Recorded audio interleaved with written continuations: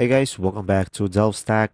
Today I'll be showing you how to get iPhone out of SOS mode.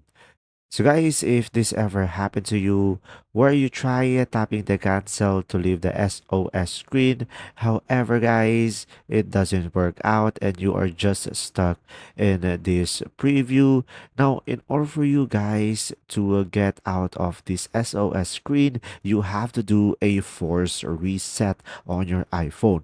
So guys, in order for you to do that, first things first is you could just simply press and release the volume up and then press and release the volume down. And after that, you can just simply go ahead and press and hold the side or the power button into your iPhone until the Apple logo appears. So guys, remember, once you hold enough the power button, it will go black.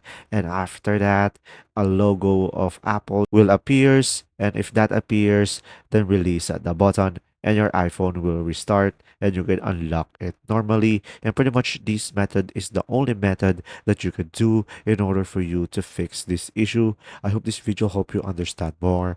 If you do, leave a like and thanks for watching.